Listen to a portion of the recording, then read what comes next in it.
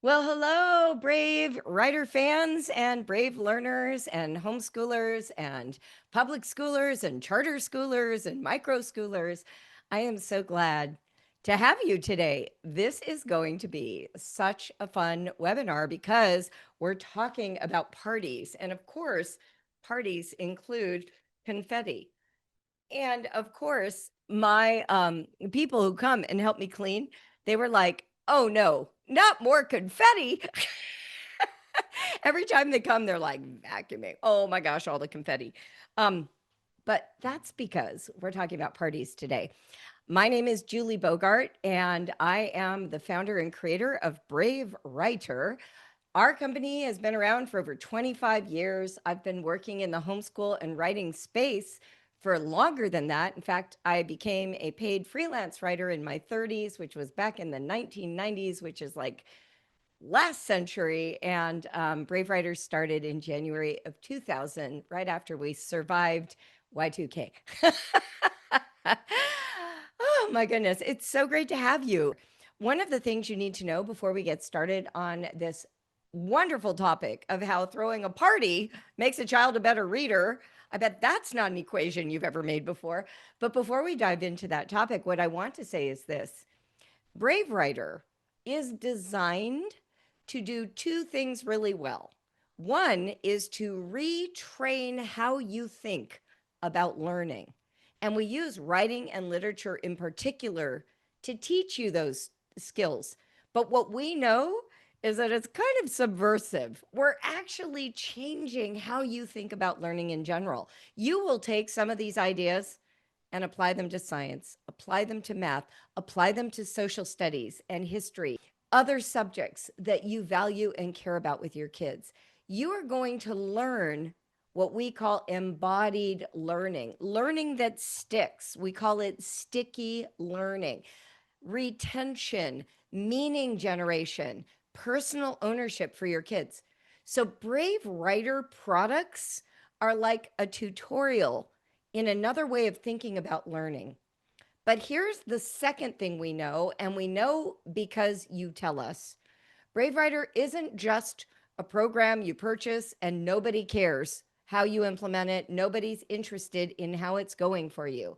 We are interested in supporting you, making sure that you have access to the help you need when you need it, and a community of like minded learners and teachers who are going on this journey together. So, on the one side, we've got the program, and those are digital materials or online classes. And then on the other side, we have a membership community, training, social media, and a help inbox to ensure that when you stumble, get confused, doubt the beliefs you're trying to adopt, there's someone there to help you with yet another way to think about it. Because here's the thing: Brave Writer is a paradigm shift. We do not match traditional education. And here's what I know about home educators: you opted out of traditional schooling. You actually have some kind of belief working for you that says, if I do it myself, I can do it a different way. There is something about being home, something about being with me, something about me tailor making this learning experience that I believe in more than what they do in the schoolroom. Because let me say this: if you really, really believed in the schoolroom version, your kids would be getting on a bus. They would not be staying home. So there is some aspect of staying home with your kids that you trust and believe is superior to that other form of education. And what we do in Brave Writer is we help you flesh out what those values and practices are so that you stay steady and confident. Because the first thing that happens when you change your paradigm, when you start to see the world through this different learning lens, is doubt. You're like, but is it effective? Is my child learning what they should? Oh no, I was at soccer practice and this mom was showing me the writing packet for fifth grade, and my child won't even write two sentences. Maybe I need the writing packet. Maybe I need traditional schooling. How many of you have felt this? You're like, oh no, I trusted this other way, and the results seem so different than what I'm hearing about in school. Anyone else have that experience? Yeah, it's so relatable. This happened to me. I was at gymnastics practice. I had two kids taking gymnastics. One was in fourth grade, one was in second. And I'm sitting upstairs with this glass window box looking into the gym. We're watching our kids, and I'm sitting next to this mom who has her kids in private school. Ironically, we were sorority sisters in that we were from the same sorority. So we bonded over that. She went to USC, the, sort of expensive school. I went to the public UCLA school. So I already felt like this disparity in income. By the way, didn't have a car. My husband had a car. I had no car. I had to like hitch a ride to gymnastics every week. My parents were paying for the lessons. I just want you to get a flavor of how I already felt like weirdly inadequate about everything because I didn't have money, didn't have a car, and we were like home didding our homeschool, right? It was homespun, home did, home generated. Okay, so I'm sitting next to this woman who clearly got her hair done, had her nails done, had money. Her kids were in private school. And she whips out the fifth grade packet for writing when she heard I was a freelance writer. Brave Writer did not exist yet. This is the mid 90s. And she hands it to me, and it's a week's worth of writing activities, paragraphs to write, things to read, comprehension questions to answer. And I'm over here just teaching my kids using the tools and skills I had as a professional writer. But when I saw the packet, I was like, did I leave something out? Am I like missing the boat here? Am I doing a good job? That was my question as a professional writer, as a homeschooling mother. And so I started paging through this document, and it was quite impressive, whatever that means. Mostly it just means it had a lot of pages. And I finally said to her, well, how's your son doing with this packet? She's like, oh, he hates it. Every night it's a battle. We have to fight to get a few sentences on the page. I said, do you mind like showing me any of his writing like next week when we come back? I'm just curious because I'm homeschooling and I'd like to compare. And so the next week she brings me like a little bit of his writing. And I was instantly put at ease because even though the packet looked impressive, the results of this child's writing were not better than my kids. They were exactly what a fourth or fifth grader would write, right? His handwriting was still being groomed. Most of his sentences were kind of wooden. They weren't that insightful. They were just sort of predictable and the right pattern. And I would not say they were bad. They were absolutely fine. But I had developed in my brain this fantasy that this kid was writing a Pulitzer Prize paragraph, and my lovely child over here was not. Like, we make up these stories that are not even true because we don't have access to a classroom.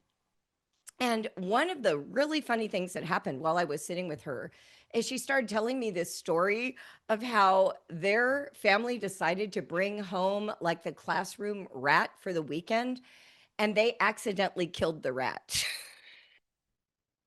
I remember thinking, oh my gosh, like that's amazing. I have these ideas about school that are so not true. And she's like, now I have to worry about my kid being bullied for killing the class rat. Like, it was quite a journey. I think sometimes we make up stories in our brains because we doubt this paradigm shift. And what we really need is solidarity, partners on the journey, mentors who can tell us, yeah, that is what it looks like in third grade when your child is doing copy work. And that's a very different experience than having writing drummed out of you at school. Although, by the way, a lot of schools just using iPads don't want to see written work. So just want you to know that. So here we are today talking about how to improve a child's love of reading and how to make sure that what they're getting out of this mechanics and literature program that we offer is sticking, is actually leading them to an outcome that gives us joy. By the way, joy, very important. We don't just want an outcome that we're like, phew, proof my child is learning. We want to see that our children have a delight about what they're learning. Last week, my granddaughter, who is 5 years old, her name's Lavender, she's in like a homeschool hybrid program. And they were talking about the solar system. And she came home and she said to her parents, the teacher said that the universe is so big, no one has ever been able to draw it. No scientist has ever been able to draw it completely. She goes, but you know what? I did. I drew the whole universe and I'm a scientist. And there she had this representation of the solar system. And I was so delighted. First of all, she saw herself as a scientist. Secondly, she took the challenge. She's like, you tell me I can't do something, I'm going to do it. What did she do on that paper? She represented the known universe to the degree that a 5-year-old understood it. And she tried to capture it on paper, and then she was proud of it. If only all of our kids had that reaction to learning, to creating a connection, a meaningful understanding of what they're learning. And this is literally what we try to do in Brave Writer. So, what is this about parties? Where do parties come in? I remember when I was raising my kids, I was thinking about all of these like co-op groups. I was a part of a group of 5 families, and we did these like days where we got together. And some of you would probably think of it as like enrichment learning or co-op learning, or we're going to have a field day or whatever. And it would be a day devoted to a topic.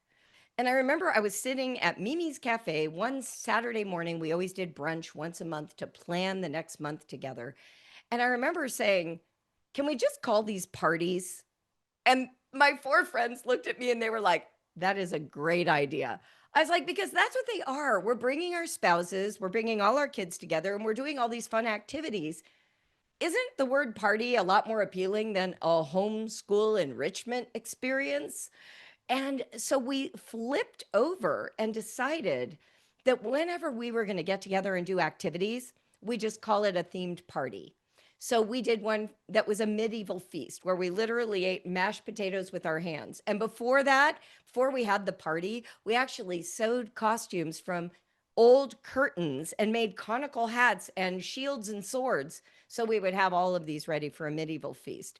One of our friends in the group brought down the house because they walked in samurai outfits because the parents had lived in Japan and they decided to show up as Far Eastern medieval people instead of Western Europeans. And it was like, oh my gosh, the Middle Ages were happening all over the globe, right?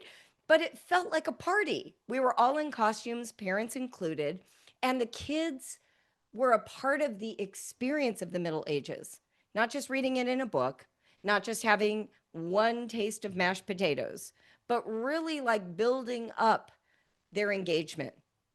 Another one we did was a gold rush party in California for 4th grade. My son, I've shared online in Instagram how one day he told me he hated his life. And so I backed off. First thing he did was start whittling wood. For some reason, mothers watching a boy whittle wood, you just suddenly feel like you're giving your child the perfect childhood. I remember thinking, why? Why are we so romanticized by wood whittling? But it was this nice reset, right? It was like this opportunity for us to like on all the hardcore education. But I knew we were supposed to cover California history. And we lived in LA near Knott's Berry Farm, which had like fool's gold and a way to like examine old gold mines because Knott's Berry Farm. And so I said to my son, I wonder if we should throw a gold rush party. He's like, great idea.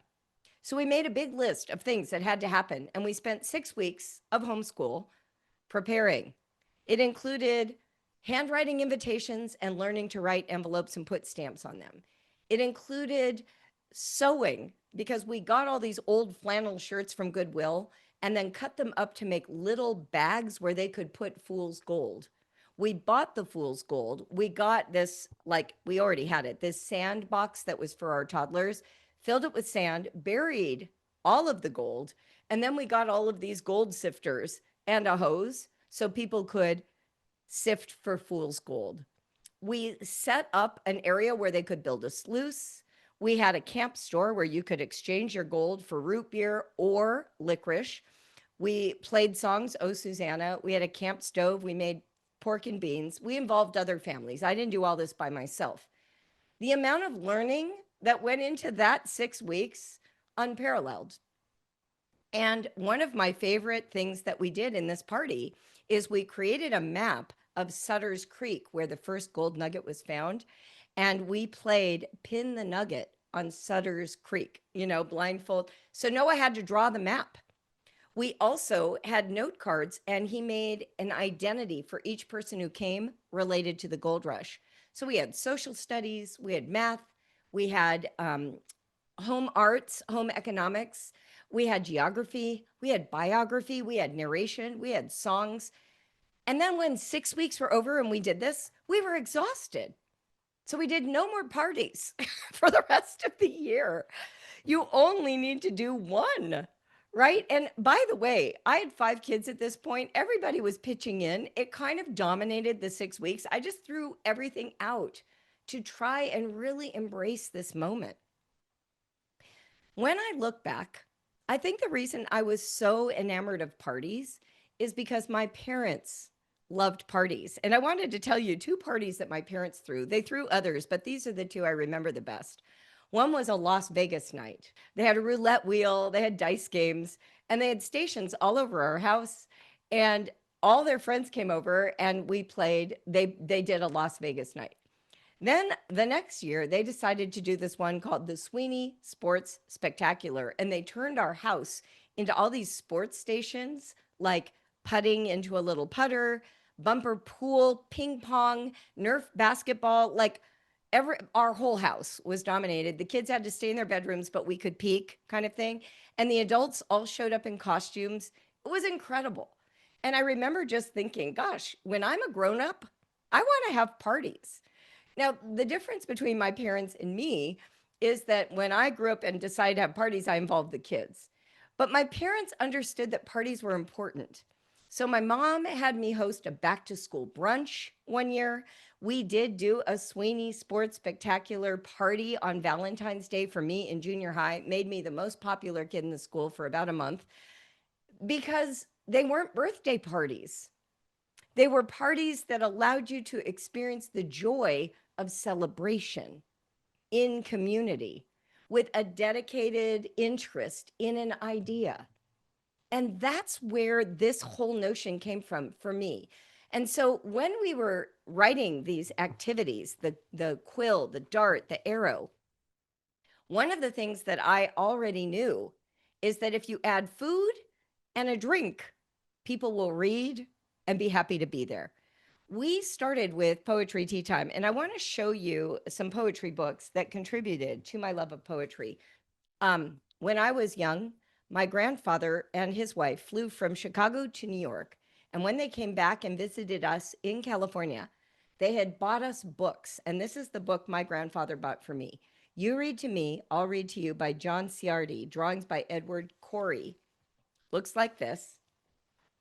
In 1968, in June, 6/7/68, my Bappa wrote this. Julie, try this with Jim, even with mother and daddy, also Aaron. Pick this up while in New York and thinking about you. Okay, so a book that was a gift that involved one person reading the blue and then the next person reading the black script of these poems launched a love of poetry that lasted my whole life. Why? Because it felt like a gift and a celebration, not like a school obligation. And so when my kids were coming up through the ranks and all the adults I met were like, I hate poetry, I thought, I don't want that to be the story of my family. I want them to love it the way I did. So I started thinking, what invites children to be interested in poetry? And one day, it occurred to me that my daughter, Johanna, loved drinking tea because I started drinking tea when I was pregnant with my oldest because my midwife was British and she inaugurated my tea fascination during my checkups. I know there's caffeine in tea. She laughed at me when I brought that up. She said, do you really think British women give up tea simply because they're pregnant? And then I was sold. So I thought, well, what if I have a tea party with just Johanna and we read Shakespeare? So we got this Leon Garfield version of Shakespeare, and it was just Johanna and me. We set the table, we had teacups, we had teapots.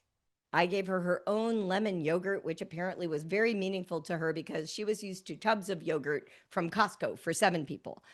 And we read together, and she was enthralled. We read Midsummer Night's Dream.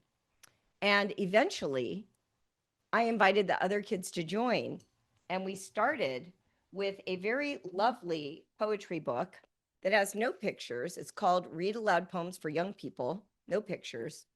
Well, I mean, very little ones. It's not like illustrated. And I would stack up other poetry books from the library, and we would just take turns reading poems, drinking tea, setting the table. I mean, setting the table is half the magic. My kids got so into it that eventually they just knew if a day was going badly, all they had to do was start setting the table, and we would have a poetry tea time, and it would reset the whole day. Some families actually use that same model to do math, or to do their read aloud time, or to read something like Beowulf or Sir Gawain in the Green Knight, like these harder to grasp tomes, these books. If you pair them with the party atmosphere, suddenly all of the stress de-escalates. There's something to sip, so you have something to do.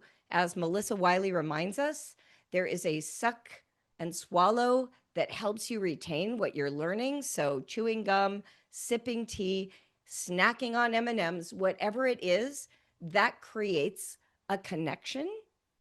And so just this very basic idea of a table with treats and then pairing the thing that you want them to learn is the foundation. But then here's what happened that I think is really just beautiful. About 2015-16, a live streaming app called Periscope came out, and parents started sharing how they were reading the books in our program, and they were actually creating themed parties. And at the time, we even hired one of those moms. Some of you know her. Her name's Mary Wilson, to help us create these gorgeous book club parties to go with our books. Because even though I was already doing this kind of stuff, I hadn't yet put it in our program. And so we started building these book club parties. And I want to show you, this is from one of the years we had The One and Only Bob as one of our books, right? And so here is the book club party inside the document. And I want you to just see the structure of how we support you getting better at offering parties that help your kids learn. So we have an introductory note, and this one is structured this way. We always start with a letter that you can read aloud to your kids. Welcome to the animal sanctuary. We have a whole world of wildlife right here. You can travel to Australia, Africa, Asia, South America, and icy Antarctica and beyond to meet the incredible birds, mammals, and reptiles who live there, all from the comfort of your living room.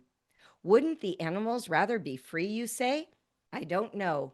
Here they're safe, fed, and well cared for. They live in specially designed habitats. We have expert keepers, talented veterinarians, specialists in animal behavior, and devoted volunteers.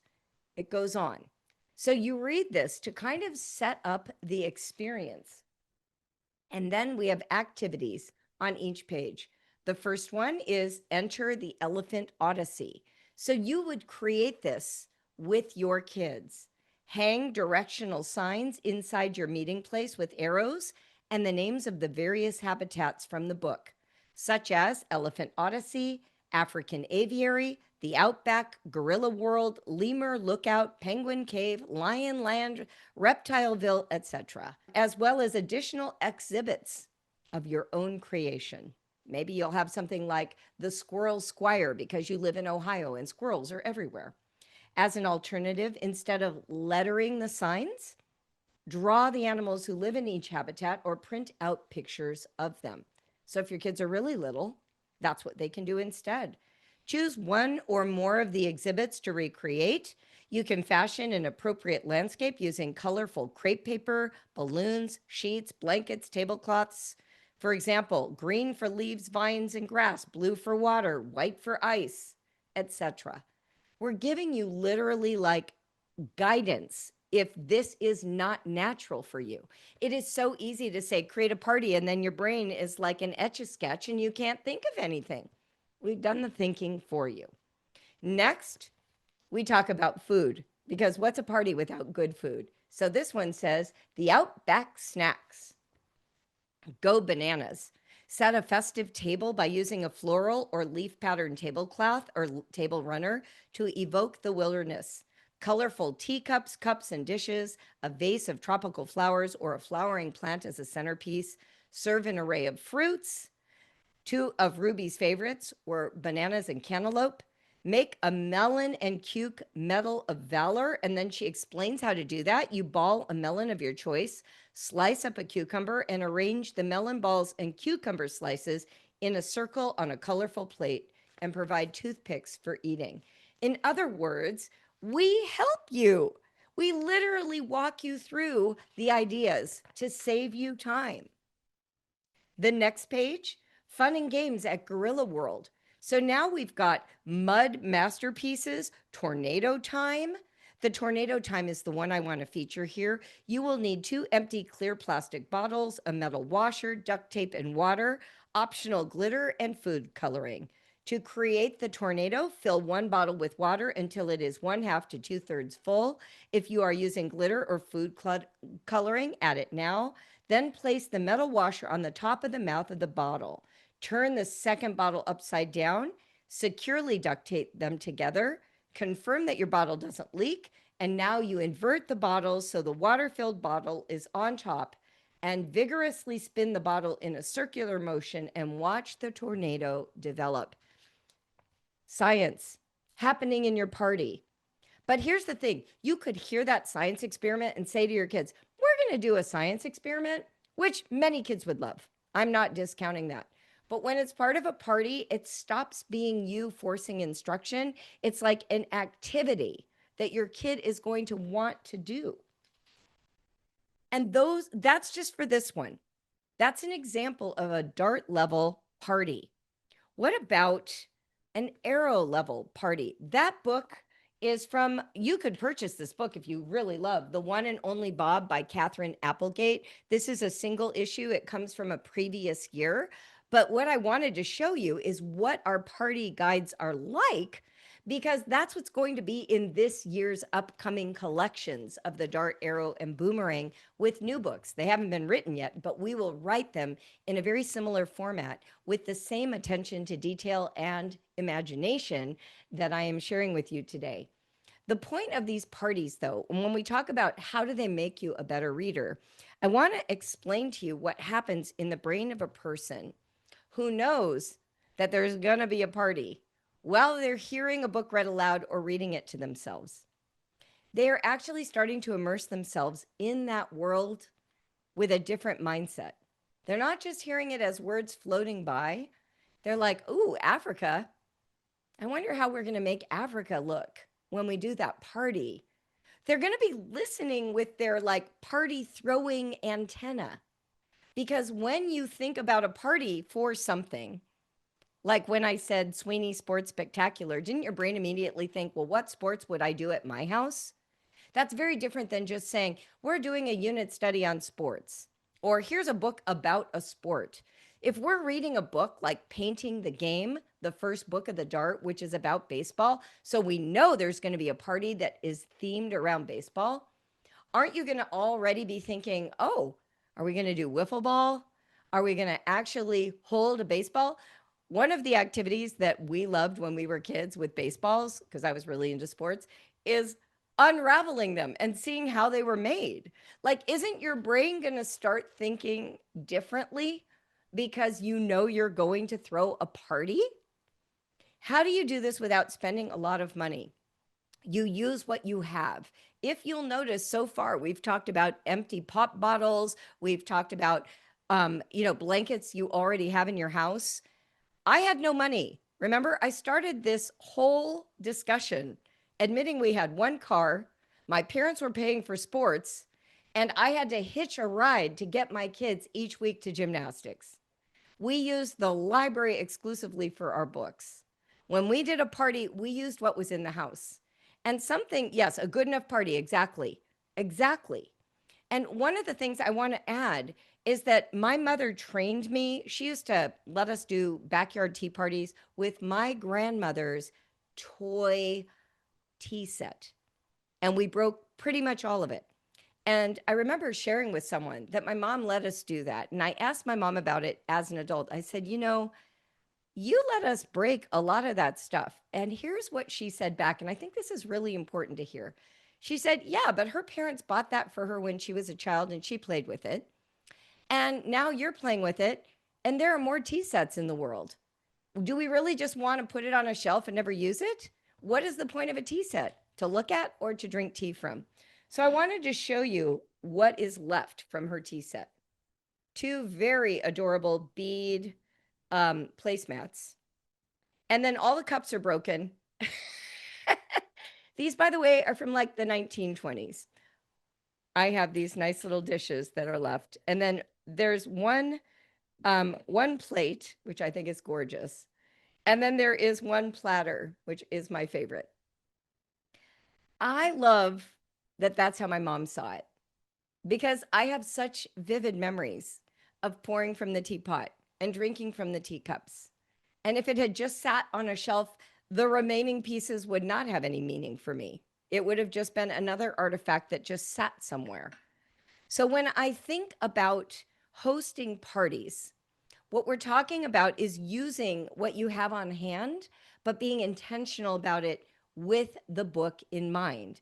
And we try to give you clues and ideas. So let me read you yet another one. This one comes from an arrow that was for the book Because of Winn-Dixie. And I know a lot of you have read this book and have seen the movie. So maybe you'll relate to some of these. So the letter says, thank you for coming, even though it is so hot out today. Mrs. Gloria Dump's famous dump punch is available on the table to cool you down. So clearly there's going to be a recipe for the dump punch, right? I am so excited that all of my friends will meet one another today. Of course, I also wanted you to meet Winn-Dixie. A grocery store? Ha! No, Winn-Dixie is my dog. Let's go find him. Can't wait for him to look up at you with his famous doggy smile. You've never seen a dog smile? Oh, you will. Let's go find Winn-Dixie. So now you're going to think to yourself, if you're reading this before it's the end of the month, do I have a dog? Could we call it Winn-Dixie for a month? Do I not have a dog and we can just call the cat or the hamster or the pet rat Winn-Dixie and pretend it's a dog?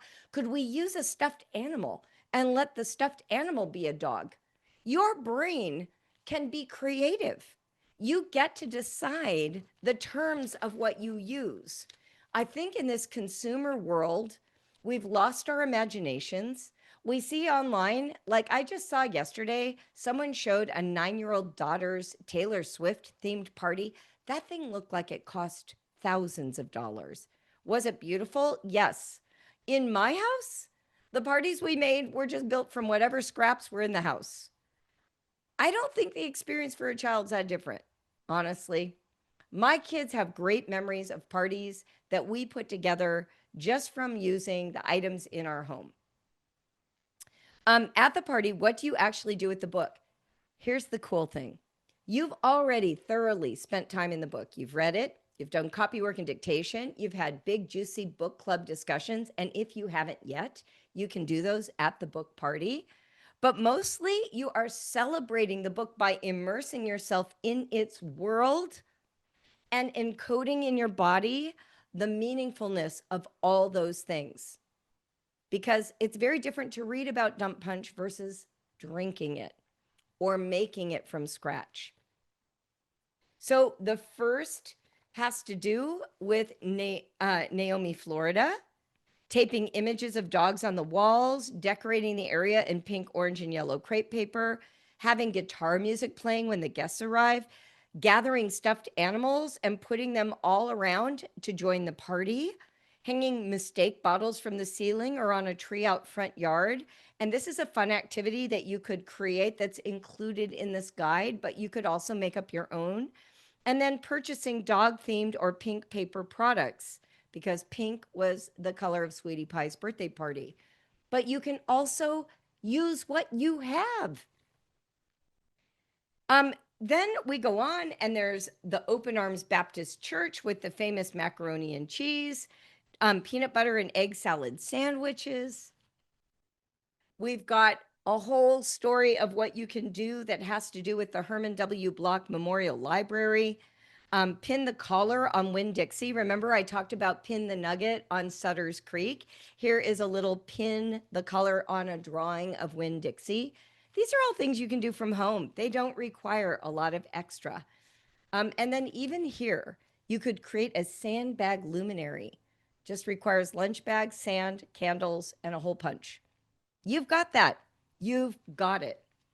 So that's an example of a book club from this book. Now, I want to talk for a minute about the boomerang and the slingshot level. These are for older kids. The boomerang, we still call it a book club, but in the slingshot, we call it a literary gathering, almost like old school salons from the 19th century. And the reason that we do this is because we're trying to elevate the environment a little bit. Now, I hear people saying, what if you don't have friends to do this with? That's okay. You can also just do this as a family, your husband or wife, your kids, just the family. Or you can have your child invite their friends who are not homeschoolers. We had all kinds of parties, themed tea parties with public school kids from our neighborhood. And there is one Brave Writer mom who lives in England in a very isolated location where there are no other homeschooling families. She has done all of her book club parties after school with public school kids who didn't even read the books. She just invited them all in and they fall in love and want to read the books because of the parties. So do not limit your imagination to just your family. But even so, if all you've got is your family, let's say you live in a rural place or a place where you don't know homeschoolers, or you've got a bunch of homeschoolers, but they don't want to do it with you, then another way to use this part of the tool is not doing just a one-time party, but do one page from the activities and foods per week. Like this week, when we read aloud, we're going to have the dump punch. This week, when we do the read aloud, we're going to set up the Herman Library. This week, when we're hanging out, let's see, one of the ones from Anne of Green Gables at the boomerang level. Maybe you're going to do her tea party to do the read aloud one day that week. So you can spread these activities out. They don't all have to happen on the same day in kind of a formal party. But what is the purpose of these parties? Why did we build this as turn your child into a better reader? I don't know about you, but parties are motivating, right? If I think there's going to be a themed party at the end of the month where I could display my copy work, where I could answer interested questions, where I could be making crafts or learning recipes or decorating the room or setting up science experiments, I am already immediately more engaged with the book. The book now is not just school being done to me, it's school that's going to become a living and active part of who I am.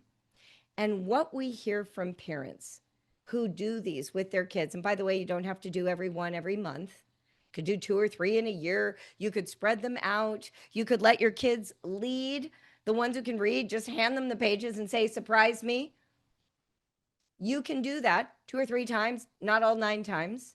But those ones that you do, they become memories your kids don't forget. Like weirdly, this becomes a core part. You know how we talk about core memories? That's what you're building when you build a party atmosphere. That's what I remember from my childhood. The back to school brunch, the Sweeney Sports Spectacular, the backyard tea parties with my grandma's china. My mom's enthusiasm for creating these rich memories, that's what I remember. That's what I've hung on to. And that's what helps me actually live and engage in the world. because parties, we're all drawn to them. I was looking back through a bunch of photos from when I lived abroad, and I lived in France, I lived in Central Africa, and I lived in Morocco at different times of my life. And the one thing all places have in common are parties. When I lived in France, I used to hang out with this Jewish friend of mine, and we would go to temple on Friday nights and get invited home for Seder dinner. And depending on whether they were Reformed or Orthodox, we had completely different experiences. But it was this amazing party atmosphere. The way the food was delivered, the things they said, the stories they told, party, party atmosphere. When I lived in Central Africa, they had ways of sitting around, like when you made the food, you all sat together and told stories and sang songs. Party atmosphere. When I lived in Morocco, literally we threw parties. That's how they gathered. And they would hire musicians and we would dance and we would eat. And they were all tied into their traditions and their holidays. We have in us a longing for celebration. We have in us a hunger to self express. And parties are the way that we do it in all the different cultures of the world. So, giving ourselves permission to treat parties as an essential ingredient in education is the key here. We are so persuaded that learning is supposed to be hard, serious, done studiously. Why? That's not what we remember. And if retention and recall is the goal, then why aren't we doing parties? Because parties lead to learning. One of my favorite things that I did with this group of 5 families is we threw a birding party after I got really obsessed with Charlotte Mason and birding. And what we ended up doing is we read all these really great narrative stories about birds. Like we got books from the library. I remember we read Trumpet of the Swan, because we were learning all about birds. And then we created all these activities. And my favorite activity was one I got from this interesting curriculum from back in the day. I don't even think it sells anymore, so I'm not going to bring it up. But I'm going to tell you the activity we did. We got several hula hoops and we put them down on the ground. And then we got a variety of kinds of food: peanuts, gummy words, sunflower seeds, little Swedish fish, like as many replicas as we could get of foods that a variety of birds ate.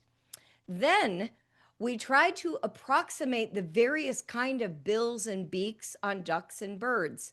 So we had like one of those turkey basters that can suction. We had tongs that opened and closed. We had chopsticks. We had a fork, right? We had a spoon that could scoop like a spoonbill.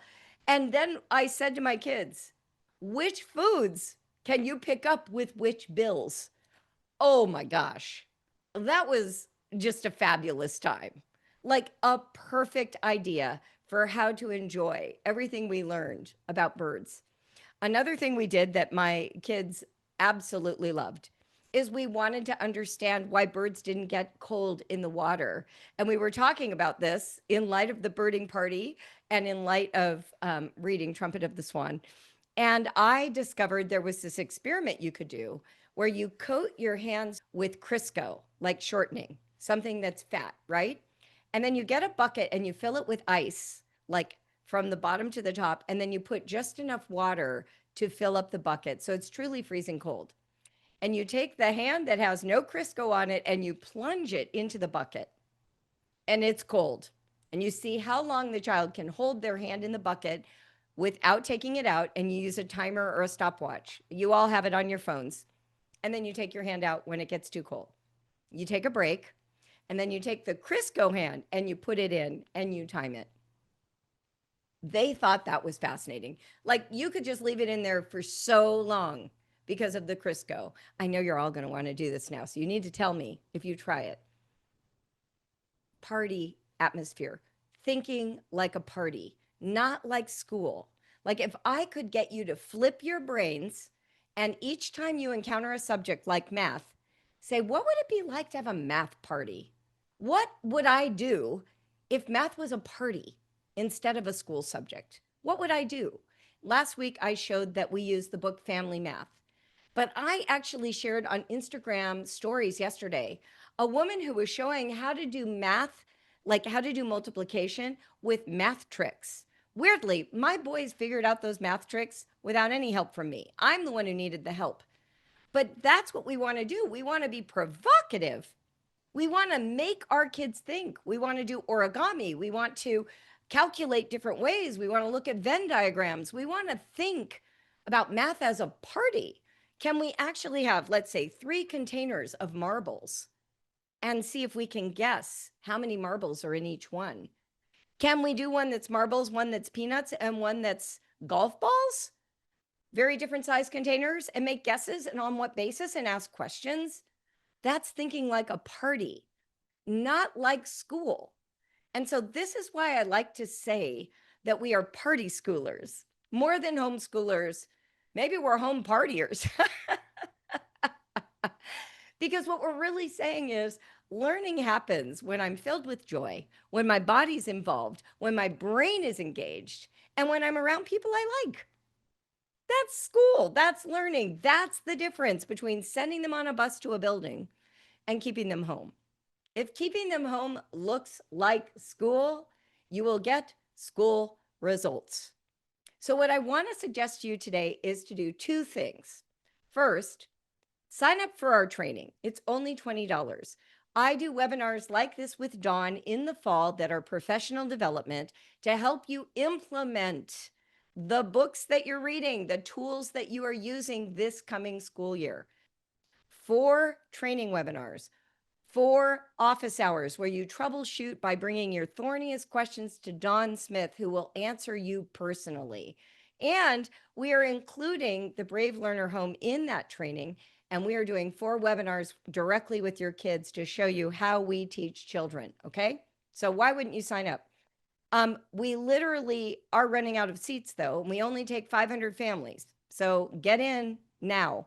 And the price goes up to $35 on July 1st. So now's the time. You are here. Just go take care of it. Don't forget. By the way, we have told you so many times. So it's really not that good of a strategy to wait until the offer expires and then say, I meant to. So just do it now and then you'll be done and you don't have to think about it. Secondly, purchase one of our literature programs this year. Let's actually become lovers of books who know how to translate living literature into writing skills and then learn how to learn doing these parties so that you actually shift your paradigm to this other style of learning that is what we want at home. We are going to walk you through all of it. Someone said, do you offer one-on-one consultation before you sign up? You can ask any question you want to help@bravewriter.com. Or if you are on Instagram, shoot me a direct message and I will consult with you. So yes, those are the 2 ways. We always answer every question. My boyfriend last night, we're like trying to watch the Reds play the Yankees on TV. And I'm over there like sending links, explaining what to buy. And he's like, what are you doing? I'm like, it's June, honey.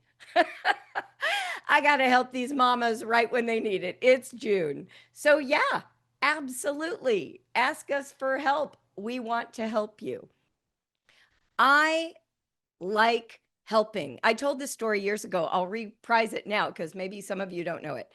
I remember buying Saxon Math while I was homeschooling, and I came upon this one lesson that was really confusing. It might not have been confusing to people who knew math, but for me, it was new. It was a different strategy than I grew up with. I didn't understand what I was supposed to be doing. And I sat there almost in tears of frustration. And I remember the thought that went through my mind was, I need Mr. Saxon's phone number. Like, how do I call Mr. Saxon? If I could just talk to him for a moment, he could set me straight, clear up this one question, and I'd be back doing my homeschool. Instead, I have to sit here in frustration, humiliated in front of my children, not sure how to get the help I need. When I started Brave Writer, I was like, that will never be true of Brave Writer customers. The help they need is always just an email or phone call or direct message away. And we have stayed true to that. We have some of the highest ratings in customer service because our policy is to turn around those emails so quickly. And everybody, I mean, you should see our Slack channel. We're like all helping. Somebody comes in with the customer service question, and then 3 different directors give direct feedback on what should be said to this parent. That's how we are. We've always been this way. Maybe it's why we're not, the biggest program on the planet, because to me, the relationship with the parent is what matters. If you can't continue on this path because of a roadblock, that's our fault. We're trying in every way we know how. So take advantage of what we offer. So the 2 things to do then: purchase the training and purchase the year-long program for the quill, the dart, the arrow, the boomerang, or the slingshot before June 30th. That's when it's least expensive. And I'm telling you that now so that you don't forget to act, so you don't procrastinate. We also sell all those programs as part of bundles.